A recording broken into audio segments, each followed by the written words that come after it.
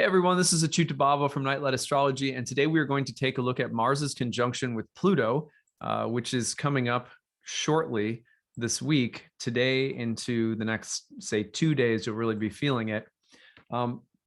Before I do that, I want to remind everybody that two of my teachers, Loka and Vidarbha, are holding a class on the Bhagavad-Gita. It's coming up soon. If you go to bhaktiwise.com, and you scroll down, you can learn more about it. It's called Unlocking the Mysteries of the Bhagavad-Gita. It's a 12-week immersion. It is by donation. Click on the Study With Us tab.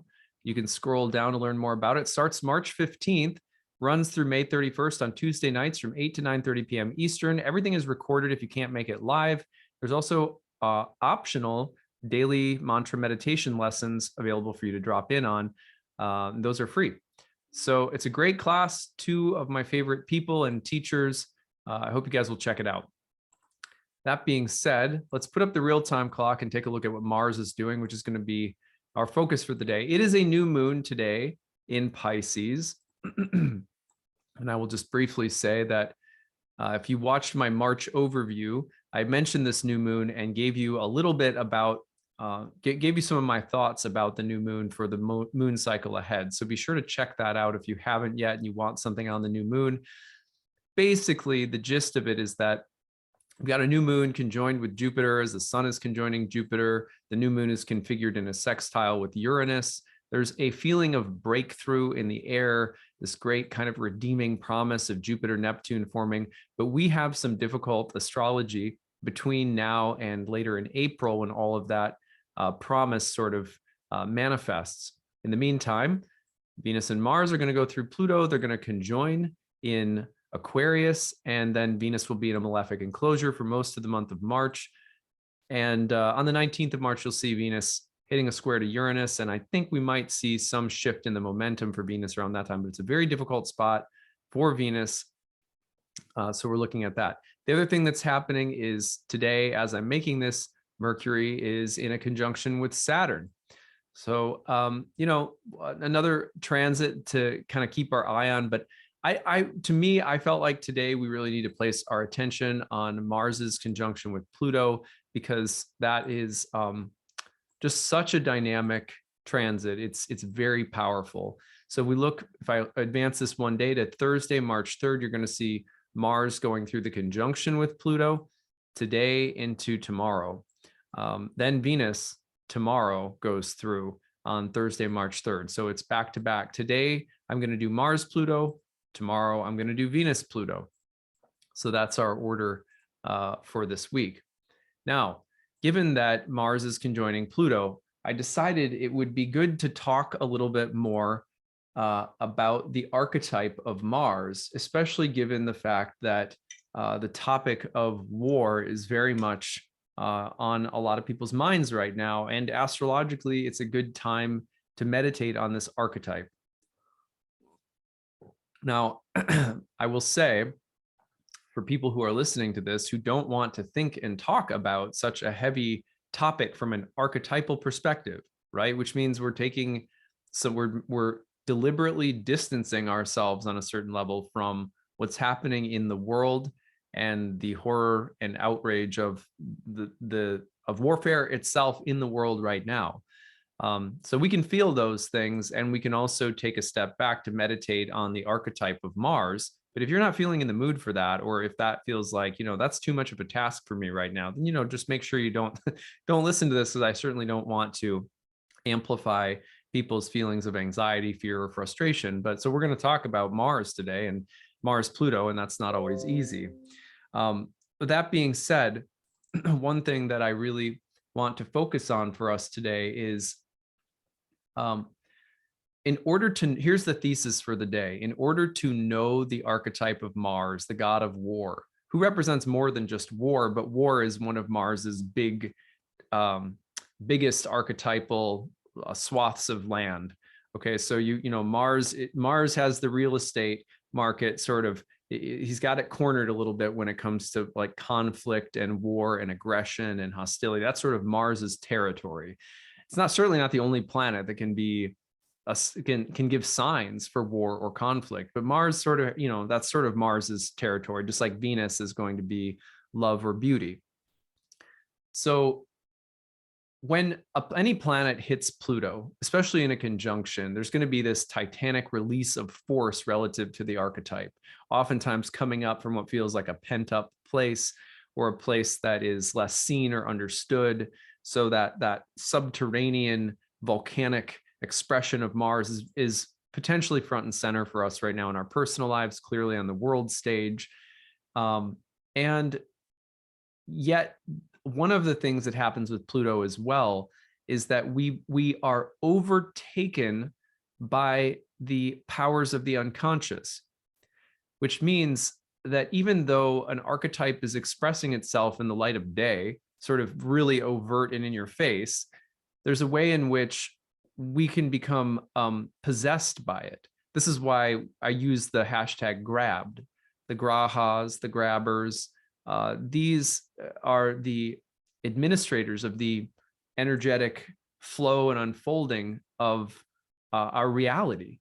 And so as such, you know, one of the reasons that we're doing astrology is to be able to identify and participate in their unfolding, as opposed to just being swept along like, you know, debris and you know, sticks and stuff just being carried along a river with fast currents.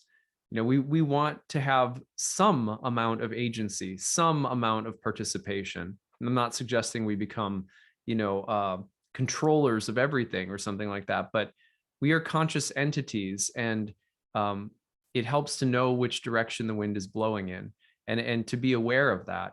Well, when any planet touches Pluto, one of the things, okay, it can be released with this kind of titanic primal force. We can also become possessed by it. And so one of the archetypes you'll also hear associated with Pluto, or transits to Pluto from other planets, will be that which we come to understand because it's been hidden in the unconscious, or there's some way in which we get taken over by something only to have to separate and get some distance or some understanding of. Pluto will reveal to us things that are hidden, in other words, things that are hidden in this case within the presence of Mars. So today I wrote this talk called The Hypothesis that in order to know war, Mars, we have to know where it hides, Pluto. And I mean, again, Pluto can obviously be more than just hidden stuff, but one of Pluto's meanings is that which is invisible. And so in order to know war very deeply, develop intimacy with its presence as an archetype, separate it now from all events, right? We're talking about understanding its presence in the psyche. And as such, we have to know where it hides. So here are 10 ways in which war hides that I've been meditating on as I wrote this talk. I started writing the talk yesterday. Before I read it, or before I tell you about these 10 ways in which war hides, I want to read you two quotes that come from James Hillman's book on, really a book on Mars, which is called A Terrible Love of War. And these are two quotes that I was reminded of by one of my students named Brian, really nice guy, who sent me these quotes as he was reflecting on what's happening in the world right now, the Mars-Pluto conjunction, and reading this book, which you've heard me mention in talks previously. So this is from Hillman. To declare war normal does not eliminate the pathologies of behavior, the enormities of devastation, the unbearable pain suffered in bodies and souls, nor does the idea that war is normal justify it. Brutalities such as slavery, cruel punishment, abuse of young children, corporal mutilation remain reprehensible, yet find acceptance in the body politic and may even be incorporated into its laws. Though, quote, war is normal, shocks our morality and wounds our idealism, it stands solidly as a statement of fact. This normal round of warfare has been going on as far back as memory stretches. During the 5,600 years of written history, 14,600 wars have been recorded.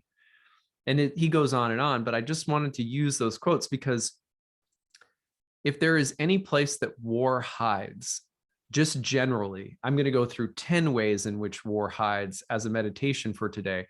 But if I were to say one place generally that war hides, it is in normalcy.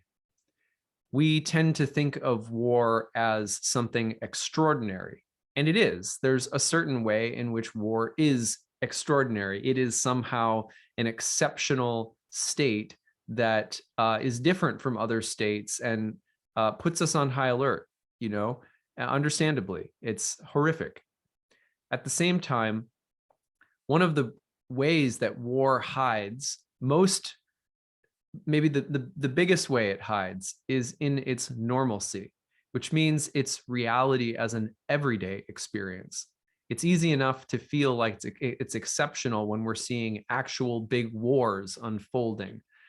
But its everyday reality is sometimes forgotten or not even noticed. And I don't mean that every day there are wars going on. Of course, there's conflict and violence every day all over the world. But I'm talking about something even more mundane. So here's 10 ways that war hides. And a lot of this has to do with an exploration of language and of the subtleties of our everyday psychological states. If we want to unpack Mars or recognize it right now in our lives, I think it's easy to spot it in the big things. It's harder to spot it in the underlying everyday mundane. So here they are in my own life. I'm only speaking for myself. If you care to join me, in this, you may. If not, then I hope it's at least, a good meditation to consider today. So it hides in my repulsion.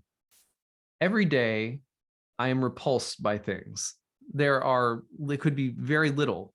It could be the color of something, an advertisement, whatever. It could be anything. It could be something my daughter says, whatever. But every day there are moments that I have of repulsion. It's an experience in my mind, in my body, and the etymology of the word repulsion means to drive back. So to have the experience of being driven back by something in sort of like disgust or dislike, that's an everyday part of my experience, and that's a Mars experience. If I can picture the etymological roots of the word to be driven back by something, and oftentimes what I'll do when I'm repulsed is drive back at the thing that suddenly drove me back. So in our everyday experience of repulsion, there's the god of war driving into us as we drive back at whatever repulses us. Sometimes we don't drive back, but even having the experience of being driven into somehow and feeling repulsed by it, that's Mars. There's the hidden everyday presence of Mars. It hides, number 2, in congratulations.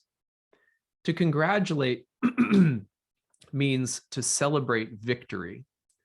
And you can look at the word victory as well, but congratulations, celebration, and victory all have the connotation of winning etymologically, which means that anytime I feel like I'm congratulating myself or congratulating someone else, I'm acknowledging that somehow I've risen to the top or somehow I've won. Now, maybe the thing that I've won hasn't been, I haven't brutalized anyone, So we're talking again about the subtle, everyday normalcy of Mars, because it's from this pervasive level of the archetype that that we mistakenly think that an archetype is exceptional when it shows up in some huge way. In other words, if you're not in touch with Mars on an everyday level, it's possible that you'll only be able to see Mars in these very gross ways, and then it can feel alien and separate from you. And ironically, you're more likely to then have a kind of relationship with Mars that is very polarizing and confrontational. And ironically, what we want with the god of war or from the god of war is in some ways to have some intimacy with that god, which does not mean that we condone or justify brutality. It means that we understand the reality of that God in our own lives, because that's what generates compassion. That's what generates empathy. If we don't understand Mars in ourselves, its presence in our own lives, then it's harder to generate compassion and empathy. And we end up being at war with war. And that's maybe the worst place that we want to be, in a sense, because it's exactly in that space that we tend to get grabbed, that we tend to get seized. It hides in congratulations. Number 3, it hides in the excitement that we feel when conflict arises, as if conflict is an indication that something real is happening, breaking apart the feeling that life is superficial or boring. Conflict literally means a contest, and a contest has the sense of game and play involved in it. And I'm not suggesting that we're all sickly celebrating brutalities in the world, but for me, I notice that there are times where when conflict arises, I get excited. I wouldn't call it joy, but I would call it a kind of excitement. And it's like a gravitational pull. The excitement is because where there is a contest, people tend to gather like they do in arenas, gladiator arenas, sports arenas, people circling around the 2 kids in high school who are fighting. Fight. Why do people do this? There's something about it that feels like the underlying tensions that are always there are now being expressed. And there's something about it that can feel relieving. Now, mostly I'm talking about this in my own life in very basic and small ways. I'm not someone who loves seeing, people hurt one another or anything like that. But I'm talking about the fact that conflict generates a level of excitement and engagement that we often feel drawn to, because there's something that feels where there's conflict, there's contest, and where there's contest, there's an element of play, and there's an element of spectatorship and a sense of something being at stake. And oftentimes we're drawn to that with a kind of enthusiasm. I'm not saying it's right, I'm just saying it's common. I remember still when I was a young boy and I was in college, I remember when 9/11 happened. I did not at all feel gladness or joy that was happening, but I was excited. I was really excited. I remember being excited to tell people who did not know. And I don't mean by that I felt excited that people were dying or that brutal, horrible things were happening.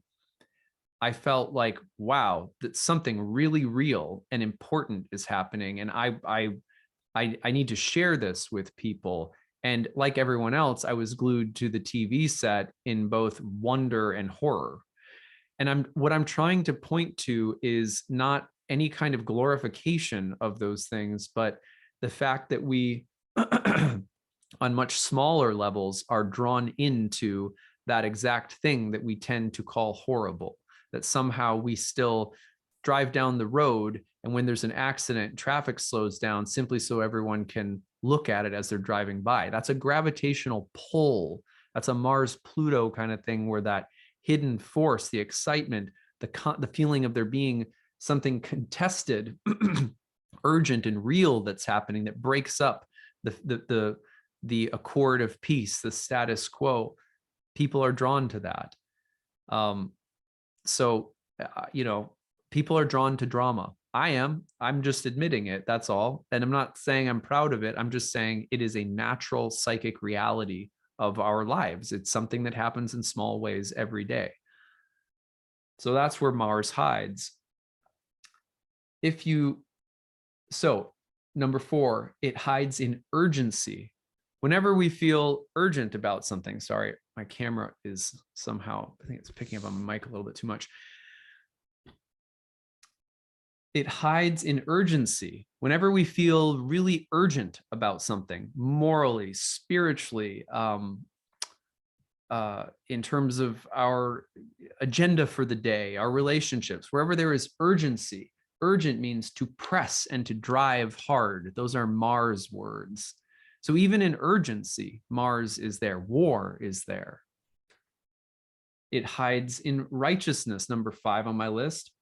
Righteousness means to be straight and to stand straight and not crooked. It's one of the etymological meanings, as in like a sense of I am right and strong and proud and tall, and it gives the image of like a posture.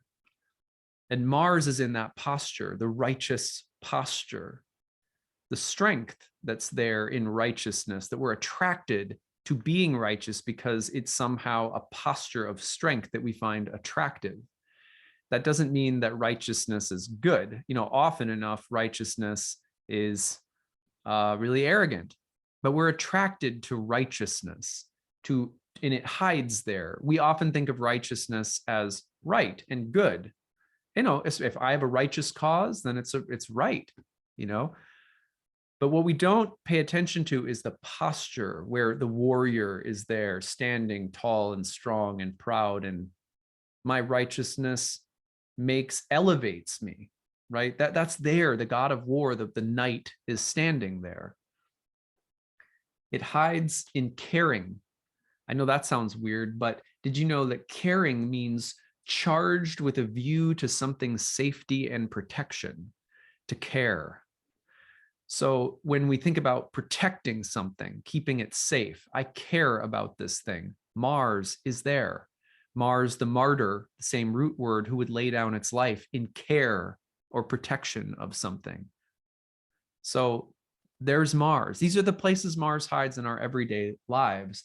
It's harder to be completely outraged, shocked, and thrown off our center when massive things happen in the world. They will happen because we've spent every day getting to know the presence of that God. And we know that there are times when it possesses us, and we know there are times where it's going to bubble over in very big and explosive ways. We're familiar with this God. Number 7, it hides in morality. Morality has behind it the standard of right conduct. And where there is righteous conduct, there is a sense of knightly code. There's a sense of the code of conduct is very closely related to the code of war, the way in which you act or behave so as to preserve peace and protect against war or discord. So even in morality, there is a sense of the warrior's protection, right? So it's there every day. Mars hides in these things. We don't necessarily think of Mars. We tend to only think of Mars in terms of the terrible face of brutality and war and stuff like that. But Mars is in us every single day. Number 8, it hides in our feeling of offendedness. Offendedness, the action of attacking or I'm talking now about, like, let's say I'm offended by something. That means that I feel as though I have been attacked. But also, interestingly, etymologically, to be offended, the word also means to be annoyed. And what I find so interesting about that is, of course, offended in a sense on the offense, to be attacked or to attack someone or to feel that you've been attacked, but also to be annoyed, irritated, or vexed. Vexed means to have been jolted out of your center. And so there's something every day where we're struggling. I'm offended, or I feel offended. And then we're like, well, I'm not going to feel offended because I've been jolted out of my center, and no one's going to push me out of my center. So, and I wish that everyone would just shut up about being so offended, because I'm so offended by everyone being offended, because I'm so sick of everyone being knocked off their center all the time. Sit up straight on your horse, my good man. Sit up straight and be a knight. Don't be vexed so easily. Don't be irritated out of your center. Irritation, burning, agitation, frustration, being vexed. Those are all Mars words traditionally in astrology. So, that battle within us. No. What are you telling me, that I should always be strong, that it's not possible for someone to injure or harm me? You're telling me that it's up to me to choose whether I'm offended or not. it's like two things can be true simultaneously. Someone could be a jerk and have offended you, but you also don't have to be vexed by it. And both of those are interestingly caught up in the etymology of Mars. I find it interesting that if we're honest with ourselves, we get offended pretty regularly. I mean, people attack and offend us in little ways every day, and in big ways too. And it can be true that that person really offended us. It's this weird false choice we create where we're like, only you can allow yourself to be offended. And what they really mean is only you can allow yourself to be vexed, which is different than being offended. Being offended means you were attacked. You can be attacked and not be vexed, or you can be attacked and talk about it and feel that some justice should be done or something should be addressed without also being irritated or vexed out of your center somehow. Anyway, I'm not telling you what you should do or shouldn't do or think or feel. I just find it really interesting that the word offended breaks down into not only attacking or being attacked, but also being annoyed or vexed, being irritated or jolted out of a center. Isn't that just fascinating? I think a lot of, if I think about it politically or socially or culturally or whatever, everyone talking about, PC culture or how easily people are offended or whatever. And I think less of it really boils down to, this is just me thinking archetypally. I'm thinking like an archetypalist, a symbolic thinker. And I'm just thinking, gosh, it really boils down to differentiating Mars a little bit more. Like when I read this, I was like, well, that makes total sense that there is the reality of one word offended means both to be jolted out of one's center, and maybe there's some sense of a choice in that, but also to be attacked, in which case there's no choice in that. And somehow we want to act like it's this binary. Well, you either choose to be offended and otherwise, you're impenetrable and no one's really attacking you. You're just choosing to be offended. And it's like, well, it's not that simple, So if we just had a little bit more imagination about words and language, and we took the time to carefully differentiate our experiences when it comes to being harmed and harming, when it comes to how we respond to being harmed and so on and so forth. There's not just one right response. And, so sometimes I think it's less about issues and more about not being thoughtful enough about what experiences are actually like. Anyway, I'm going to war, so I will keep going. Number 9, it hides in our wars on drugs, our war on cancer. I think it was George Carlin who pointed out, gosh, for a society who wants to find peace and not war, we should think about not going to war on every single thing that we want to fix. A war against violence toward women. It's like, come on. Is that the right metaphor? I don't know. I mean, it's so absurd. We go to war on all these things. And so many of our daily metaphors are war-based as well. Take your shot. Have you taken you do it? Take your shot. You go for it. There's so much of the language of every day is like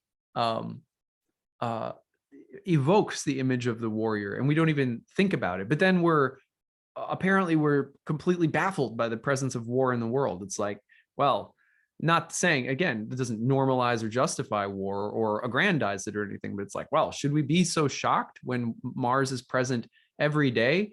We have like imagine if you had like a knight clad in like 200 pounds of armor, like the mountain from Game of Thrones, a 7-foot tall, warrior with a broadsword the size of your kitchen table, lumbering around in your house. Like you wouldn't mistake it. But that's the truth of what we also have walking around in our psyches every day, in a sense. So, okay. Finally, it hides in peace. The peace, Latin word pax, to fasten together. So you're taking things that have been apart and you're fastening them. So implied in the act of peace is a joining of what is separate. And so anytime we're talking about peace, we're also acknowledging the presence of division, strife, separateness, discord, and so forth. It's there in our drive for peace. over the years, one of the ways I recognize it is, okay, today I'm going to slap something on my, I don't know, I'm thinking back in the day when I was on Facebook. I haven't seen this on Instagram so much, but something would happen and you'd replace your profile picture, with something that you're supporting. And I did this a bunch, and I don't regret it at all. I kind of felt like I was a part of something cool. And I'm not sure anymore if they still do that because I'm not on Facebook, but I seem to remember at some point there was like three lines, and it might have been in support of gay marriage or something like that. This was like right when some laws were being passed, maybe. I can't remember, but anyway, you get the idea. You're supporting something, so you put it, as your profile picture to show solidarity. And I always am a sucker for those things personally when I was on Facebook. And I was thinking about this as I was writing today's talk. I was like, it's like war flags, it's like, oh, here's my banner, and I'm on my horse and I'm riding into my job today. I've got my, I'm making fun of myself too. No one who does it. This is just me and my dark humor, but I'm riding into my day, as a dad and an astrologer with my banner flying on my Facebook page of what I'm supporting, and it's like, I think of myself as a peaceful person. And I guess my point is that I don't imagine myself like riding into battle, but it's the little things like that Mars shows up. And if anything, that's how, if we're going to change or find healthy expressions for that archetype in our lives, in our collective, we have to get to know it. It hides in normalcy. So I don't know, that's just my thoughts for the day. I'll read these quotes again. To declare war normal does not eliminate the pathologies of behavior, the enormities of devastation, the unbearable pain suffered in bodies and souls, nor does the idea that war is normal justify it. Brutalities such as slavery, cruel punishment, abuse of young children, corporal mutilation remain reprehensible, yet find acceptance in the body politic and may even be incorporated into its laws. Though war is normal, shocks our morality, and wounds our idealism, it stands solidly as a statement of fact. This normal round of warfare has been going on as far back as memory stretches. During the 5,600 years of written history, 14,600 wars have been recorded. So I hope that you are able to grasp something uplifting from today's talk. I certainly don't mean for this to be some kind of get over it. It's just, no, I want us to get to know it. That's all. And that's what I'm doing right now, as there's war in the news and a lot of people are around me are talking and reacting to it as I'm, taking it in, and there's war every day, of course, but some are going to be more in the headlines and in your face. And there's transits where collectively we're all drawn like a gravitational center to contemplate this reality. So as I've been doing that for myself, this is what I've been thinking about, and I hope that you guys find it useful as well. If you have any stories you want to share about Mars Pluto this week, use the hashtag grabbed. Put your story in the comments section or email us grabbed@nightlightastrology.com. Hope you guys have a great day, and we will see you again tomorrow.